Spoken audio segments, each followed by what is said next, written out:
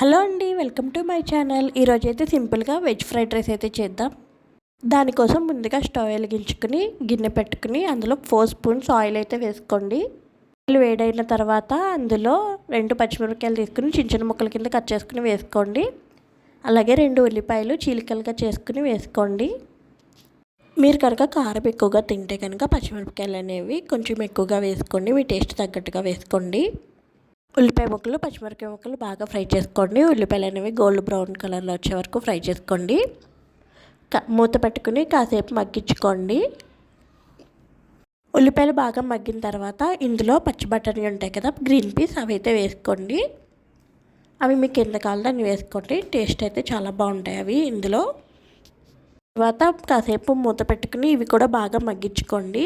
ఇవి బాగా మగ్గిన తర్వాత ఇప్పుడు ఇందులో 1 టేబుల్ స్పూన్ అల్లం వెల్లుల్లి పేస్ట్ అయితే వేసుకుని బాగా ఫ్రై చేసుకోండి. అల్లం వెల్లుల్లి పేస్ట్ పచ్చివాసన పోయే వరకు బాగా ఫ్రై చేసుకోండి. ఇప్పుడు ఇందులో మనం కట్ చేసుకున్న వెజిటేబుల్స్ వేసుకుందాం. నేనైతే 1 క్యారెట్, 1 బంగాళదుంప, 1 క్యాప్సికమ్, హాఫ్ క్యాబేజ్ తీసుకుని వేసుకున్నానండి.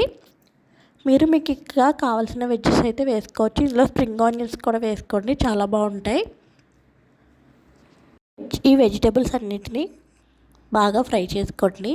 కాసేపు మూత పెట్టుకుని అయితే మగ్గించుకోండి. మనం ఇందులో వాటర్ వేసుకోము కాబట్టి అందుకే వెజిటేబుల్స్ అనేవి ముందుగానే బాగా ఫ్రై చేసుకుని మగ్గించుకోవాలి.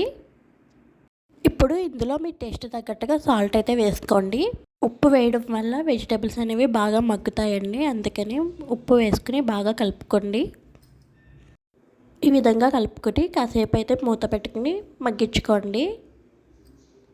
ఇప్పుడు మూత తీసుకుని అవి బాగా మగ్గలేదో చూడండి. 1 పీస్ తీసుకుని అది మెత్తగా అయిందో లేదో చూసుకోండి. అప్పుడు అలా అయితే మగ్గినట్టు మనకు తెలుస్తాయి. ఇప్పుడు ఇందులోకి 1/2 టేబుల్ స్పూన్ పసుపు, 2 టేబుల్ స్పూన్ కారం అయితే వేసుకోండి.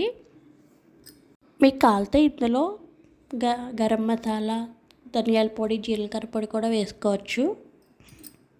ఇవన్నీ వేసుకొని బాగా మగ్గించుకోండి. ఇవన్నీ బాగా కలిసేలాగా ఇవన్నీ కలుపుకోండి. ఇప్పుడు ఇందులో మనం బాయిల్ చేసుకున్న రైస్ అయితే వేసుకుందాం. రైస్ని కొంచెం కొంచెంగా అయితే వేసుకుని కలుపుకోండి. నేనైతే నేను సోల రైస్ అంటే తవ్వలో సగం రైస్ అయితే వండుకున్నాను. ఆ రైస్కి తగినట్టుగానే వెజిటేబుల్స్ అనేవి తీసుకుని నేను ఇలా ఫ్రై చేసుకున్నాను. మీరు మీ రైస్కి తగ్గ వెజిటేబుల్స్ తీసుకుని ఫ్రై చేసుకోండి. ఇలా కొంచెం కొంచెంగా రైస్ వేసుకుని అలా మొత్తం మిగిలిన రైస్ కూడా వేసేసుకుని చక్కగా అయితే కలుపుకుని కాసేపు అయితే మూత పెట్టుకుని ఈ రైస్ని కూడా వాటిలో బాగా కలిసేలా మగ్గించుకోండి. అంతే, ఫ్రైడ్ రైస్ అయితే రెడీ అయిపోయిందండి. టేస్ట్ అయితే చాలా బాగుంది. మీరు కూడా ట్రై చేసి ఎలా ఉందో కామెంట్ చేయండి. వీడియో నచ్చితే లైక్ చేయండి. Bye bye.